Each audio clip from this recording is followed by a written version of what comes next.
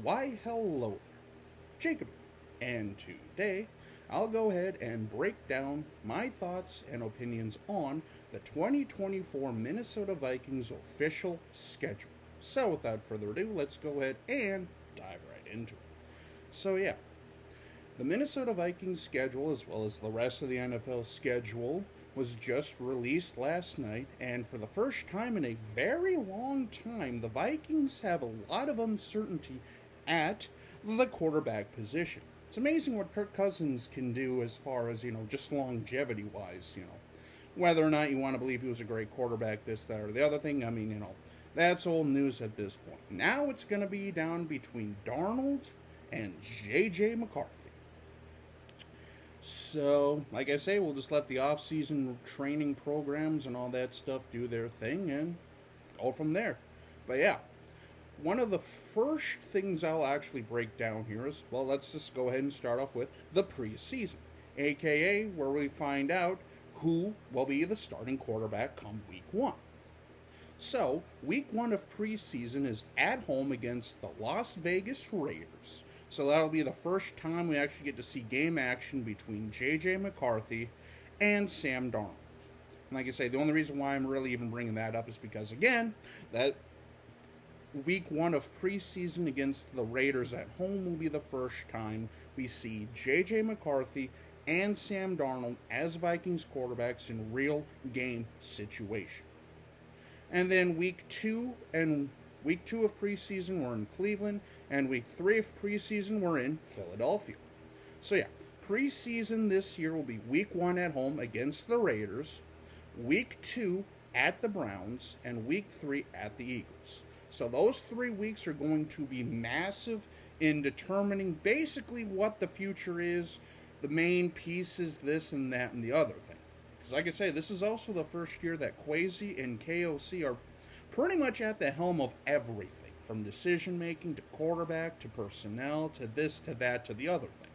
But now on to the pièce de résistance, the reason why we're here, the regular season.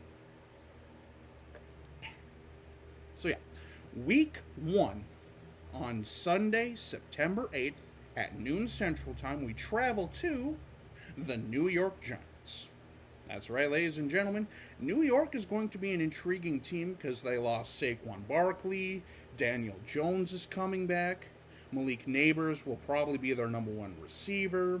There's still a lot of things that they've got to iron out. A lot of people, myself included, aren't really predicting them to do a lot this year.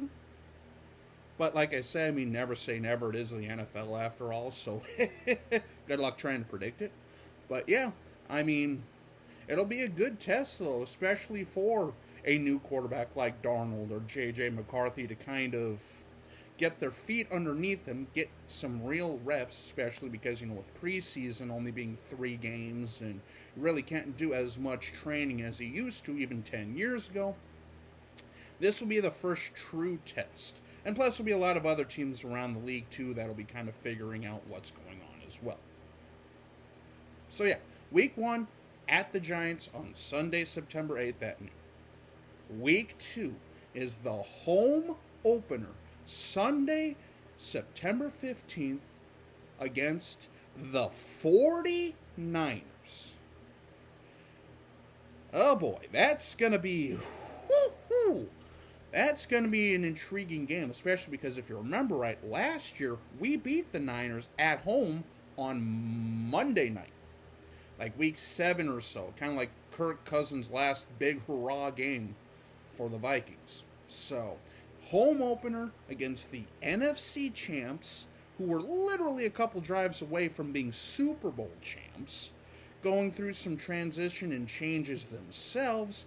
That's going to be a fun matchup, as long as we don't get blown out of the building. But however, though, the Vikings have had a weird, interesting history with beating the Niners at home. I think the Vikings are undefeated in their last 5 or 6 matchups against the Niners at home, which is interesting, especially considering, the Niners, again, were the NFC champs just this past season. With Brock Purdy, Brandon Ayuk, Deebo Samuel, Christian McCaffrey, that nasty defense. I mean, you cannot take these guys lightly.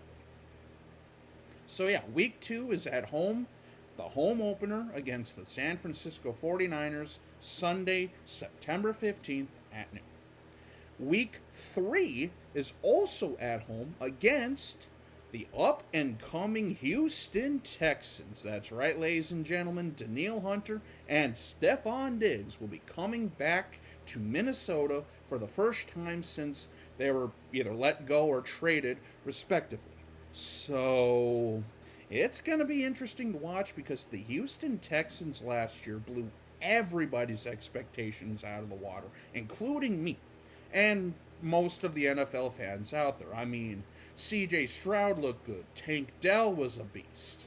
Now they also had guys like Tony Pollard, Danielle Hunter, Stephon Diggs. I mean, they've got some key pieces. And if DeMeco Ryans can keep this squad looking forward, not only are they AFC South contenders, they could be AFC contenders. Like legit Super Bowl contenders within the next year or two. Especially now that they've got their footing underneath them and they're starting to get some star power as well as youth and young players. I mean, this game is going to be a fun one to watch.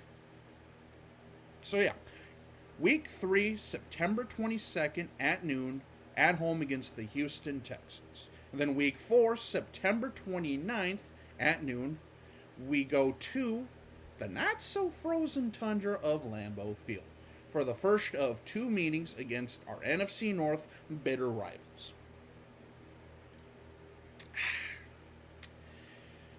Yeah, I mean, I really don't know. They did it again. I mean, they look like they're right back where they were just even a couple years ago, like Aaron Rodgers to Jordan Love is the next chapter of the quarterback saga. But again, Jordan Love did sit behind Aaron Rodgers for a couple of seasons, so it's, not anything new. It's not like they threw him to the wolves and stuff like that, but yeah, granted, like I say, it is the Packers, so whatever they do won't surprise us, whatever we do won't surprise them. It will just kind of have to wait and see, because by then we'll probably have everything together and everything in motion. So if we can steal a couple of games here, because I'm not going to lie, this September schedule is not going to be easy. Especially, thankfully though, we get both the Texans and the Niners at home early in the year. So if you're going to get a team like this to mess up or potentially, let their guard down, you want them early and at home, because your odds of winning are a lot better. And like I say, I mean, these games come week 15, 16 could have a lot of implication on playoff seeding. Like, I mean, games week 1 are just as important as games in week 17 or week 18. And plus, your team could look completely different from September 15th to December 20th. You know what I mean? So, but yeah, the month of September is going to be interesting. But yeah, like I say, week 4 at the not-so-frozen tundra of Lambeau Field. And then week 5, we travel to jolly old England to take on the New York Jets. And hopefully Aaron Rodgers.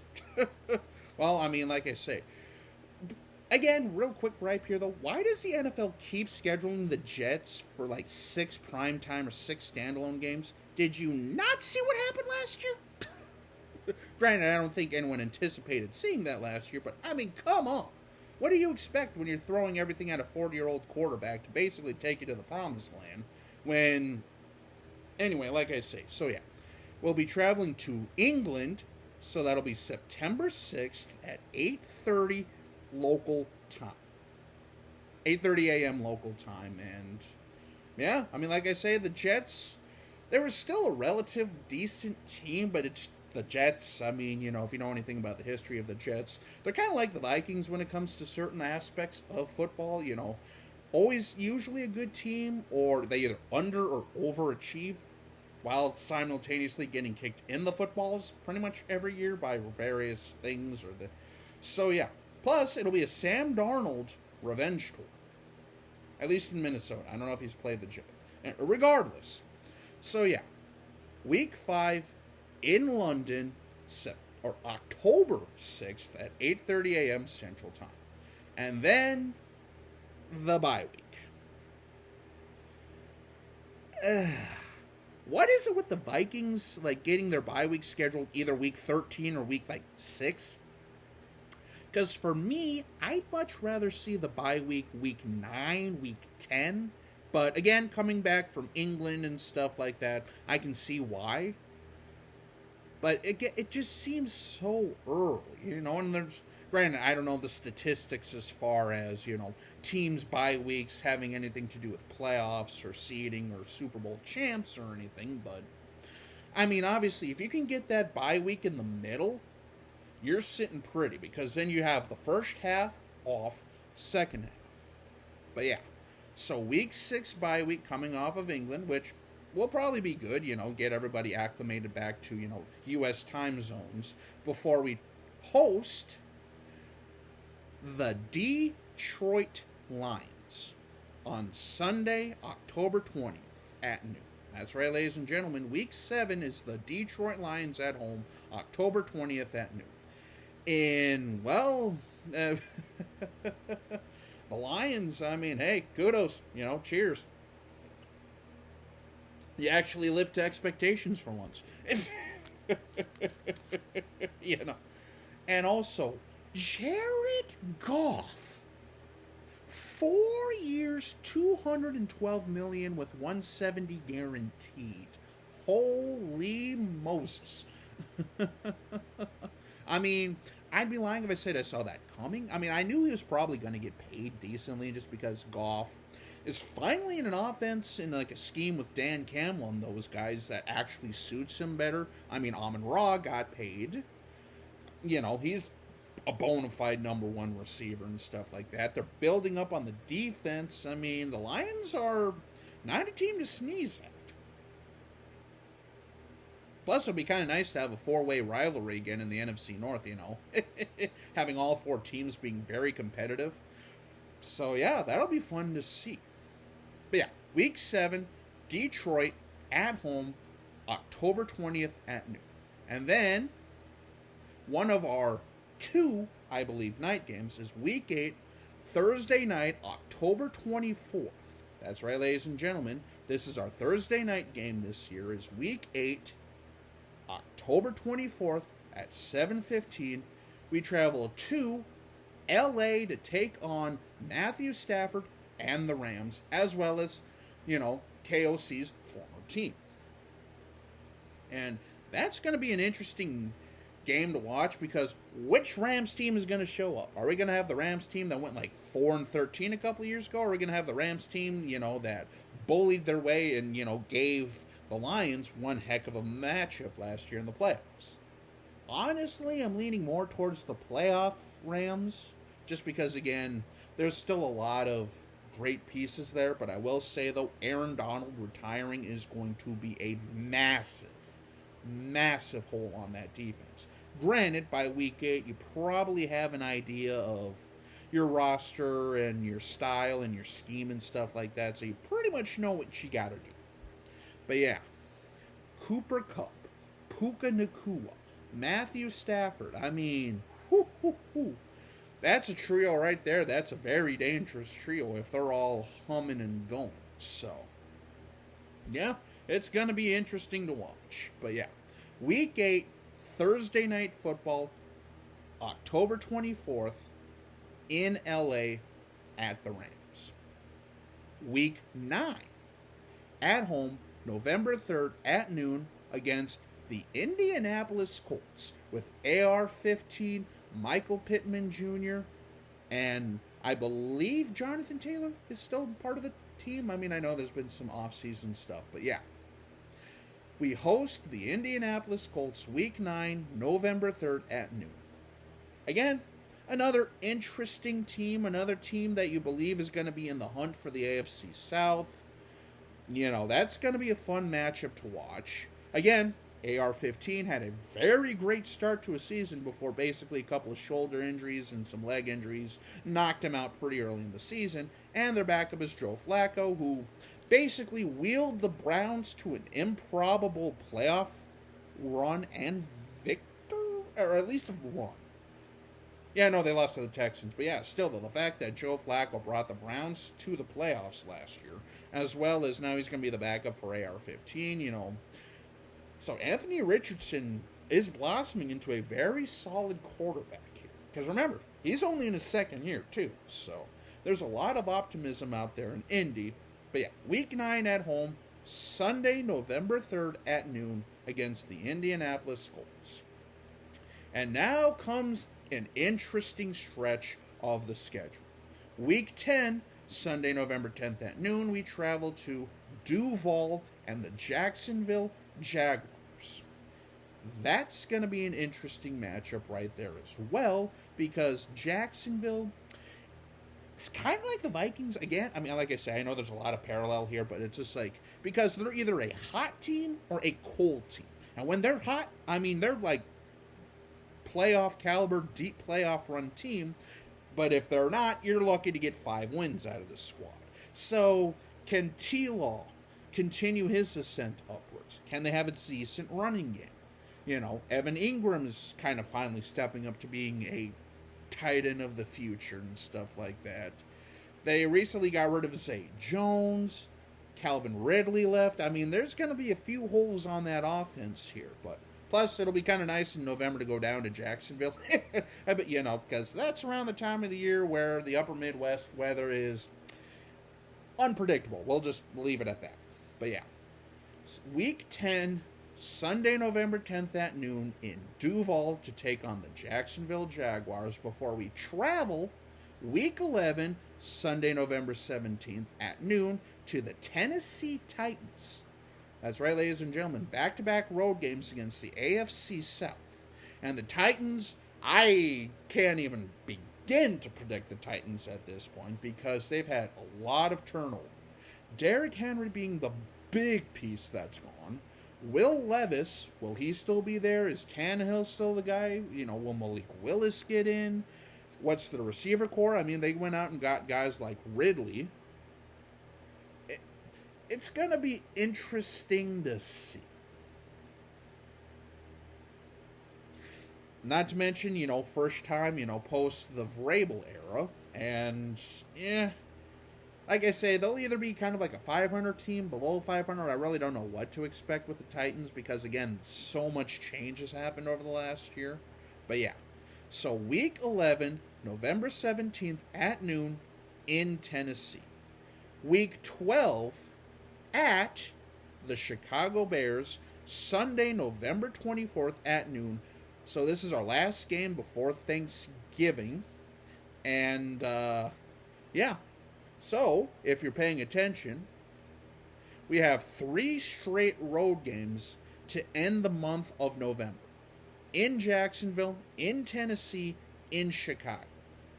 And I don't think I need to tell you about Chicago last year, especially at home. Again, I apologize for anybody who actually watched that game. Sweet baby Jesus.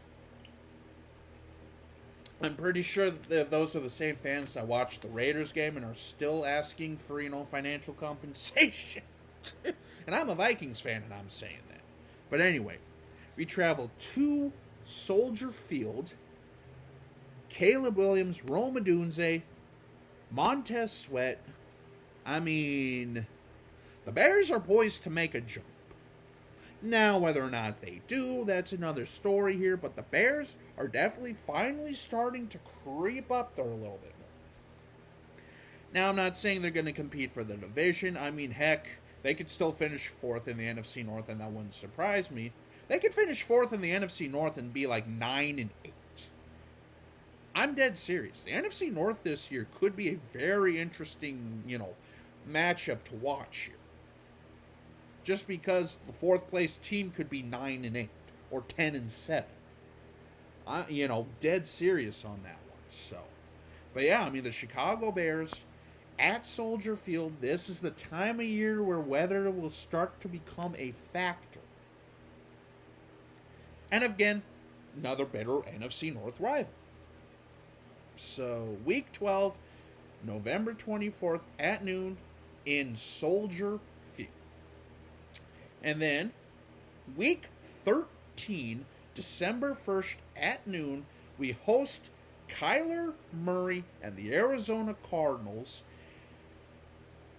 The Arizona Cardinals are an interesting team because, well, they're not great, but there's promise.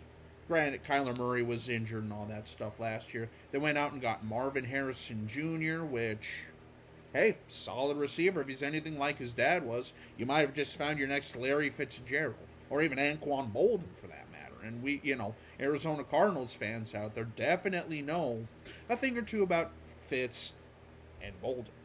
But yeah, by then, this is going to be interesting because now we're starting to get into the playoff hunt, playoff push, teams that are out, coaches, changes, this, that, and the other thing. And injuries are always going to kind of play a factor in stuff like this, so you never know. But yeah, the Arizona Cardinals at home, week 13, December 1st at noon. And then the moment we've been waiting for, potentially here, week 14 at home, December 8th at noon.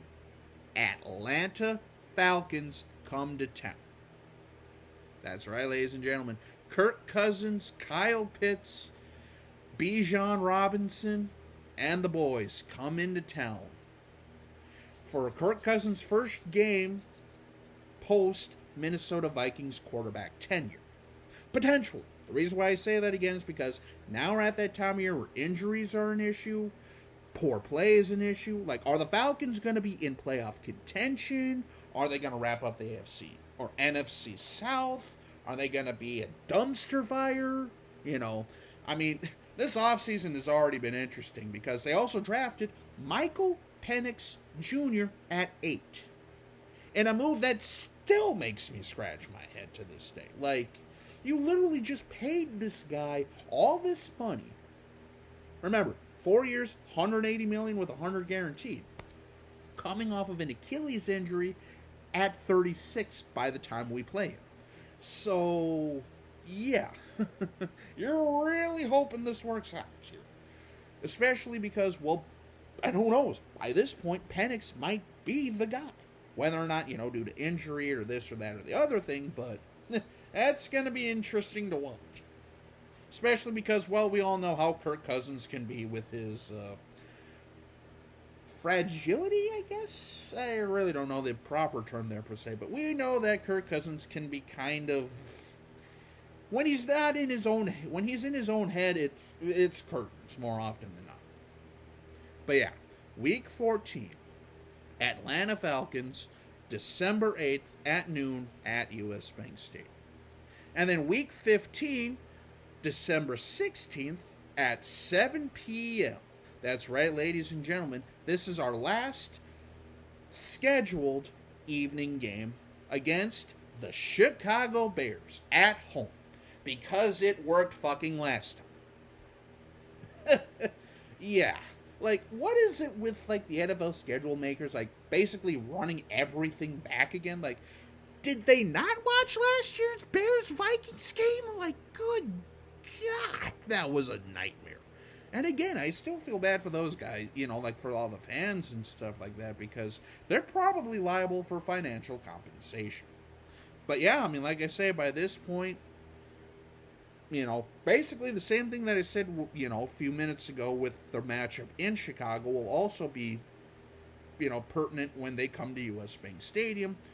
How is the NFC North going to look like? What's the team going to look like? How is Caleb Williams looking? Roma Dunze, the defense, how is that all going to come together?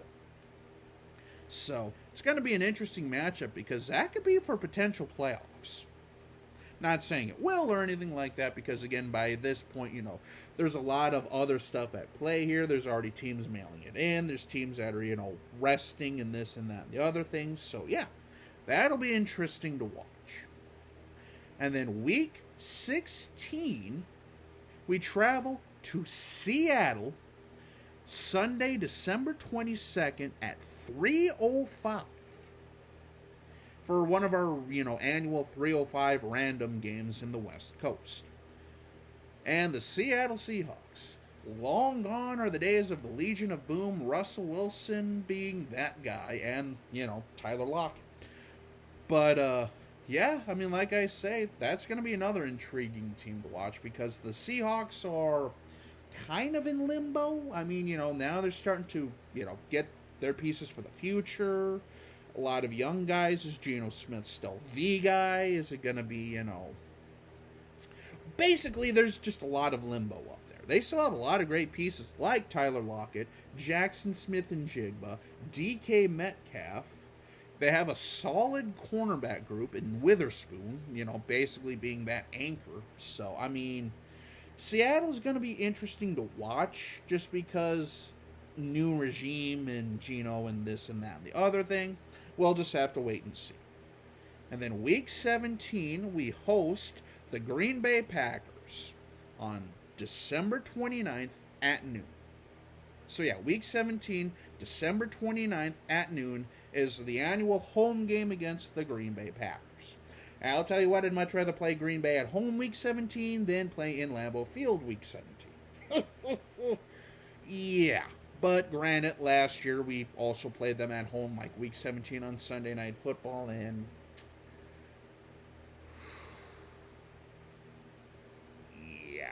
don't think we need to go there. But that was an ass kicking. We'll just leave it at that. But yeah, I mean, like I say, Jordan Love, Christian Watson, Josh Jacobs, now he's the starting running back.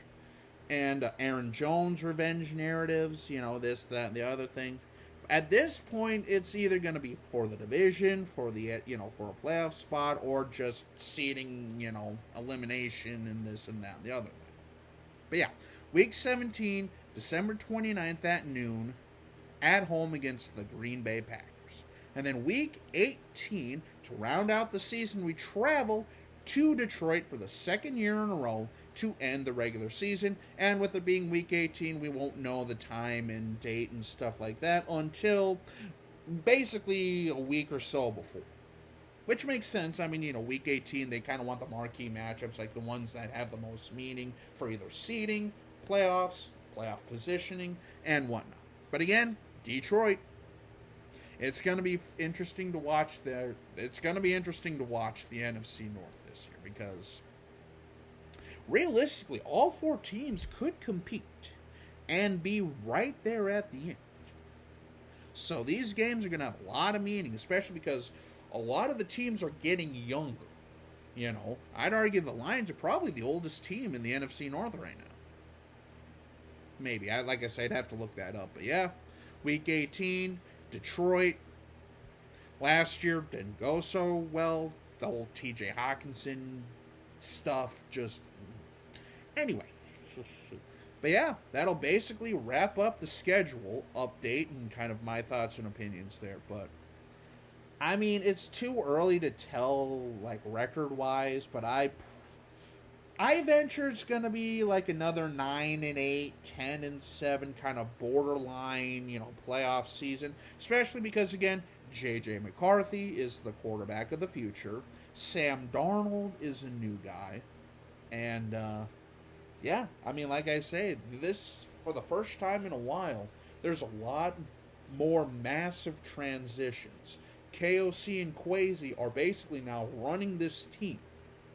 So now we finally get to see what they could do. We finally get to see the draft picks. We finally get to see their vision for the future. And if it all goes to hell, well, we could be looking at a brand new staff coming in 2025.